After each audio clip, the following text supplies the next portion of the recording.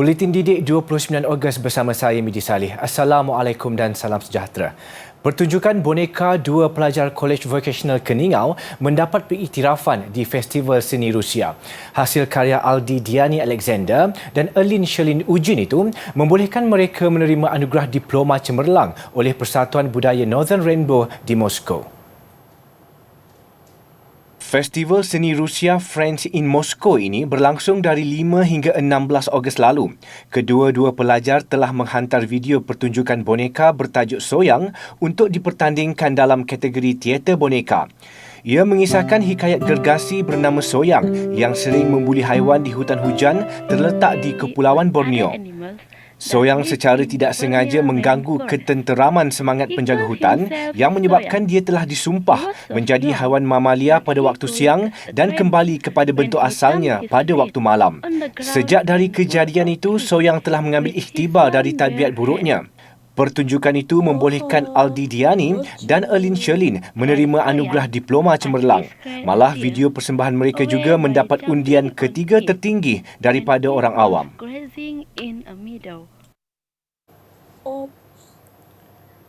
Bagi menggalakkan orang ramai terus mengamalkan gaya hidup sihat meskipun negara masih berdepan pandemik COVID-19, Persatuan Ibu Bapa dan Guru Sekolah Menengah Kebangsaan Datuk Undang Haji Adnan menganjurkan Virtual Run Rembau Challenge 2021 peringkat kebangsaan. Cabaran ini akan berlangsung selama sebulan bermula 1 hingga 31 Oktober. Cabaran larian maya ini terbahagi kepada dua kategori bagi pelajar sekolah, iaitu peringkat menengah 5 km dan peringkat rendah 3 km. Bagi kategori terbuka pula, jarak larian adalah sejauh 21 km dan 42 km. Anda boleh melayari laman web tertera untuk pendaftaran. Cabaran larian boleh dilaksanakan mengikut kesesuaian dan keselesaan peserta. Sebagai usaha menyemarakkan lagi semangat patriotik dalam kalangan rakyat Malaysia, Teachers Got Talent (TGT) menganjurkan konsert kemuncak Malam Ambang Merdeka. Diadakan buat julung kalinya, konsert itu akan berlangsung esok jam 9 malam di platform media sosial Facebook dan YouTube. Teachers Got Talent merupakan komuniti yang terdiri daripada lebih 200 guru-guru, pentadbir serta pegawai-pegawai di Kementerian Pendidikan KPM dari pelosok tanah air. Menurut penolong pengarah bahagian sumber dan teknologi pendidikan KPM Samsiah Abdullah, konsert tersebut merupakan kesinambungan daripada kempen Guru Merdeka yang telah dianjurkan pada tahun lepas. Apa yang menariknya, ia mempersembahkan karya baru yang bertemakan semangat patriotik dan bermesej positif. Di konsert ini juga, semua guru-guru berkongsi bakat dan menyumbang kepakaran dalam setiap aspek termasuk aspek teknikal secara sukarela. Jelasnya, sambutan 4 siri konsert virtual Guru Merdeka yang telah diadakan setiap hari Sabtu sepanjang bulan Ogos secara dalam talian amatlah menggalakkan. Teachers Got Talent turut berharap agar program ini dapat dijadikan sebagai aktiviti bulanan sekaligus menonjolkan lebih ramai bakat-bakat dari para pendidik di seluruh negara.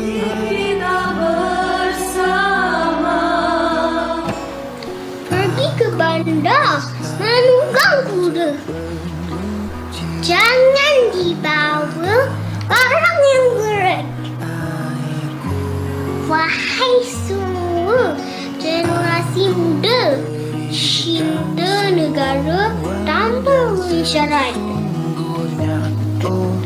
Ke kampung pula naik kereta. Barang yang berat boleh dibawa.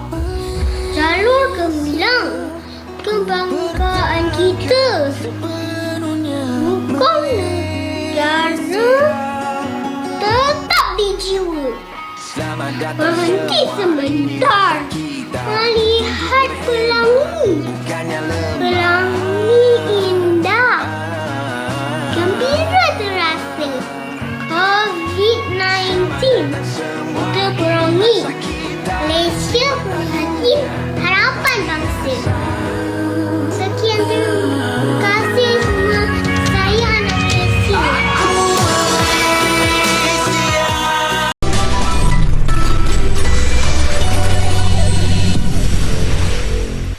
Bertemu kembali. Raptai penuh perbarisan dan perarakan sambutan Hari Kebangsaan ke-64 berjalan lancar di Dataran Pahlawan Negara Putrajaya pagi tadi. Berlangsung dalam cuaca cerah, konsep gelembung digunakan pada sambutan yang akan dijalankan secara sederhana itu bagi mengelakkan penularan COVID-19. Bermula jam 8 pagi, acara raptai diadakan selama 50 minit sehingga jam 8.50 pagi. Seramai 207 peserta terlibat dalam 3 persembahan, antaranya kawat senyap, persembahan drum dan pancaragam gabungan beruniform. Menurut penganjur, konsep gelembung digunakan untuk menghadkan pergerakan petugas dan peserta. Selain mereka akan dipecahkan mengikut kumpulan, serta yang terlibat perlu lengkap 2 dos vaksin. Turut kelihatan penduduk di Putrajaya yang hadir melihat acara dari jauh sambil dipantau anggota keselamatan bertugas. Masing-masing mengambil peluang melihat pertunjukan udara pesawat pengangkut A400M dan C130H milik Tentera Udara Diraja TUDM. Perdana Menteri Datuk Seri Ismail Sabri Yaakob dan isteri akan menghadiri sambutan Hari Kebangsaan ke-64 pada 31 Ogos ini di Dataran Pahlawan Negara Putrajaya. Menjelang sambutan Hari Kebangsaan 31 Ogos ini, semangat patriotisme terus dipaparkan segenap lapisan masyarakat di negara ini. Kali ini melalui tradisi pemasangan jalur gemilang, penduduk Eristana Sri Pristana Sungai Buloh yang mahu semangat cintakan negara terus subur dalam kalangan masyarakat, terutamanya generasi muda. Bagi penduduk, tradisi memasang dan mengibar jalur gemilang setiap kali Ogos menjelang tiba itu dilihat cukup bermakna. Manakah tidak, ia satu-satunya peluang untuk menyemai dan menyemarakkan semangat patriotisme dan cintakan negara. Ia juga dilihat sebagai medium untuk memperkenalkan anak-anak mereka erti pengorbanan serta semangat cintakan tanah air. Seperti mana anak-anak muda sekarang ni masih lagi tidak lupa kesedaran untuk apa itu erti kemerdekaan, dan kita harap mereka dapat memupuk semangat kemerdekaan di bulan merdeka. Bagi mendedahkan tentang kemerdekaan ini kepada anak-anak kita, tak kira di mana peringkat usia mereka, supaya semua tahu perjuangan orang terdahulu bagi mendapat kemerdekaan negara kita. Aktiviti yang dibuat secara gotong royong itu juga mampu mengeratkan silaturahim antara penduduk setempat. Meskipun dilanda COVID-19, simbolik cintakan Malaysia perlu dipamerkan dengan penuh semangat serta kebanggaan. Meskipun sibuk dengan pelbagai kes kecemasan, ia tidak menghalang anggota dan pegawai Jabatan Bomba dan Penyelamat Malaysia JBPM Larkin untuk menzahirkan semangat patriotik masing-masing dengan memasang jalur gemilang. Kali ini, selain 129 jalur gemilang dan bendera Johor dipasang sekitar Balai Bomba dan Penyelamat BBP itu, turut digantung adalah banner tertera logo dan tema Merdeka 2021 Malaysia Prihatin.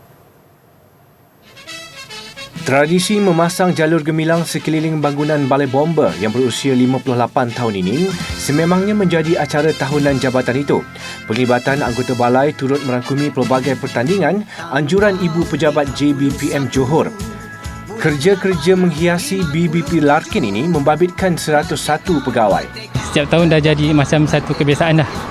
Jadi kalau tak ada arahan pun kita mesti pasang juga. Dan macam satu semangat bagi kita bekerja time bulan kemerdekaan. Memang itulah. Sebab bendera Malaysia ni satu kebanggaan buat negara kita. Jadi sebagai kita anggota bomba yang memakai uniform ni sebagai bahasa hadapan negara menjadi salah satu budaya lah. Satu kemestian. Setiap tahun mesti memasang bendera, tak kira di tempat kerja ataupun di rumah. Dia melambangkan satu semangat untuk kita terus mencintai negara kita. Bomba Larkin ni dia boleh katakan di tengah-tengah bandar. Jadi penemuan jalan-jalan utama pun lalu kat sini. Jadi orang akan nampak sebagai satu iklan lah untuk mereka sama-sama turut serta memasang bendera. Pemasangan jalur gemilang dilihat mampu menaikkan semangat cintakan negara, terutama menjelang Hari Kebangsaan. Kedudukan balai bomba di laluan utama kawasan itu juga strategik dalam menyampaikan mesej kemerdekaan serta menyemarakkan semangat patriotik orang ramai. Okay, sebelum saya masuk menjadi anggota bomba sendiri pun saya buat ala kadar je lah. Biasanya kita orang akan buat persiapan tu, contoh 31 esok, hari ni baru buat persiapan pemasangan. Tapi untuk bila dah masuk balai ni, bila dah masuk sebagai anggota bomba ni, persiapan tu lebih awal. Biasanya masuk bulan 8 dah buat semua dah. Semangat tu, excited dia tu. Macam tu lah untuk sambut bulan kemerdekaan. Di satu amalan, satu kebiasaan untuk memasang di seluruh balai. Dan di balai Lakin ni, dia berada di laluan jalan raya besar. Jadi pemasangan bendera ni untuk menyampaikan kepada seluruh masyarakat sebagai mesej Hari Kebangsaan akan. Bagi petugas hadapan seperti mereka, meskipun terkesan akibat pandemik COVID-19, rasa cintakan negara tidak pernah pudar dan perlu ditonjolkan pada setiap masa.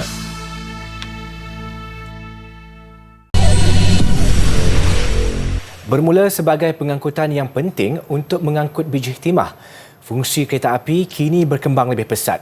Khazanah negara itu mengalami evolusi bermula dengan lokomotif arang batu, enjin diesel, elektrik diesel sehingga kepada perkhidmatan komuter menggunakan tenaga elektrik yang pertama kali diperkenalkan pada tahun 1995. Lebih 100 tahun perkhidmatannya di tanah Melayu, mod pengangkutan ini menjadi penanda aras kemajuan sesebuah negara. Menyelusuri sejarah kereta api di negara ini, pengangkutan kereta api diperkenalkan di tanah Melayu pada lewat kurun ke-19. Pembinaan landasan kereta api pertama di tanah Melayu oleh Residen Perak yang kedua, Sir Hugh Low, menghubungkan Taiping ke Port Vale sejauh 12 km itu digunakan untuk membawa biji timah ke pelabuhan. Di Selangor, Frank Swettenham membina sebuah landasan kereta api dari Kuala Lumpur ke Port Swettenham yang dikenali sebagai Pelabuhan Klang. Landasan kereta api juga dibina bagi membolehkan kawasan baharu dibuka untuk kegiatan ekonomi seperti perlombongan dan penanaman getah. Bagaimanapun, ketika kemunculan kereta api sebagai salah satu ejen pengangkutan yang penting kepada pertumbuhan ekonomi negara, mod pengangkutan ini disabotaj semasa pendudukan Jepun dan Komunis. Sepanjang tragedi serangan komunis, KTM ini telah mengalami this is all the damage that has been done. 197 kejadian kegelinciran kereta api disebabkan kerosakan rel kereta api, 171 kali serangan tembakan oleh pengganas, 18 buah stesen musnah hancur sama sekali, dan kita punya alat-alat yang penting dalam kita punya perjalanan kereta api, salah satu alat penting adalah alat-alat telekomunikasi yang mana sebanyak 580 alat telekomunikasi dan semua yang rosak. 441 kejadian sabotaj landasan dan jambatan. Bagaimanapun, evolusi kereta api berkembang pesat selepas zaman gelap tersebut dengan penggunaan lokomotif enjin diesel bagi menggantikan lokomotif wap bermula pada tahun 1957. Pada tahun 1995, perkhidmatan KTM Commuter iaitu kereta api elektrik pertama di Malaysia diperkenalkan untuk membawa penumpang di sekitar Lembah Klang. Tahun 2010 melakar satu lagi sejarah apabila perkhidmatan Electric Train Service ETS yang merupakan kereta api yang terpantas di Malaysia dengan kelajuan maksimum 140 km sejam diperkenalkan bagi menggantikan train konvensional yang beroperasi di laluan Kuala Lumpur Ipoh. Ianya perlu mendapat perhatian daripada orang ramai. Sebab itu Urban Rail, pengangkutan rel bandar sekarang ni sedang dibina dan diberikan penumpuan oleh pihak kerajaan, dan saya berharap ianya akan diteruskan supaya tahap mobiliti rakyat Malaysia dapat dipertingkatkan dia punya kecekapan, dan oleh itu dia dapat mempertingkatkan mutu produktiviti setiap rakyat Malaysia apabila mereka tidak membuang masa banyak berada dalam kesesakan jalan raya, tetapi dapat bergerak daripada satu tempat ke satu tempat dengan lebih efisien lagi.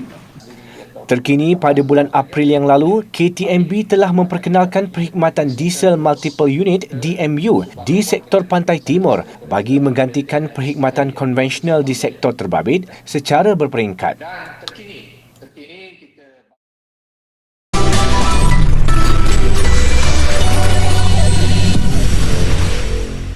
Sukan.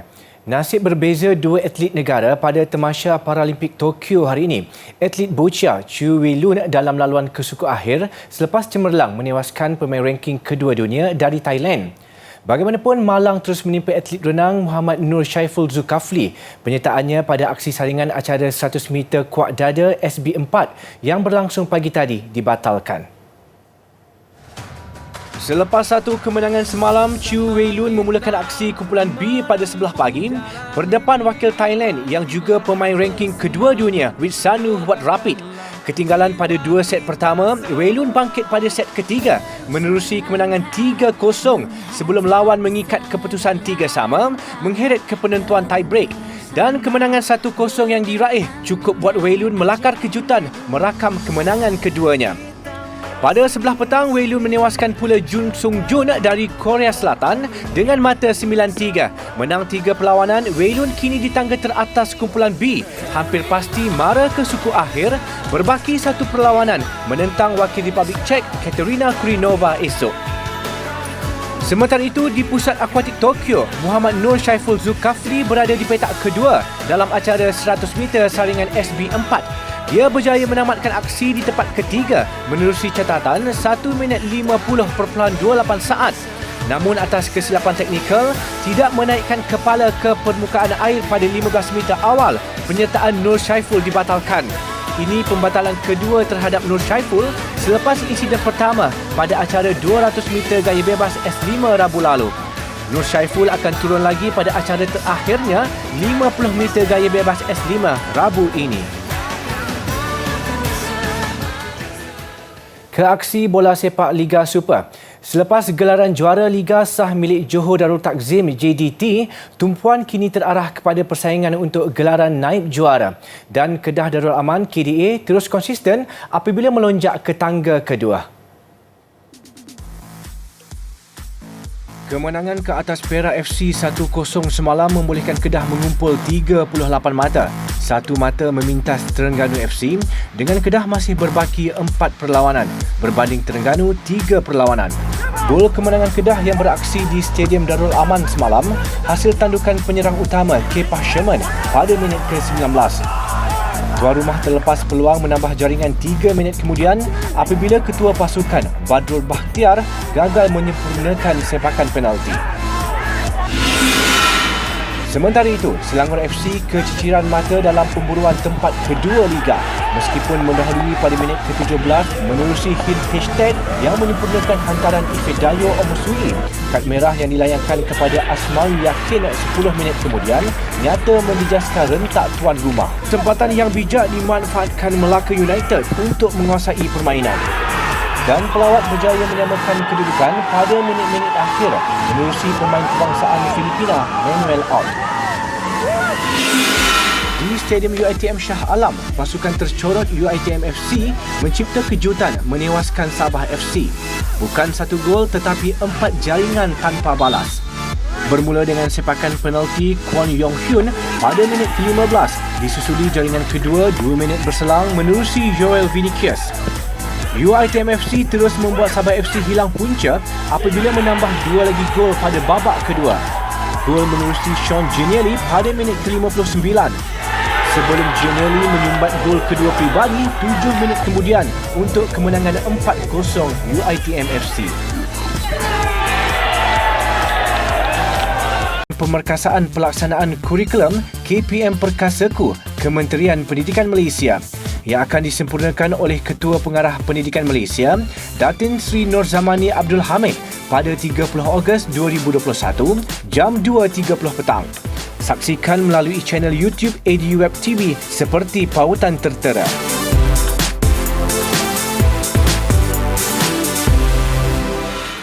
Sertai sayembara lagu puisi Islamik Anjuran Dewan Bahasa dan Pustaka DBP bersempena dengan sambutan Bulan Kemerdekaan. sayembara ini terbuka kepada warga negara Malaysia berumur 18 tahun dan ke atas secara berkumpulan.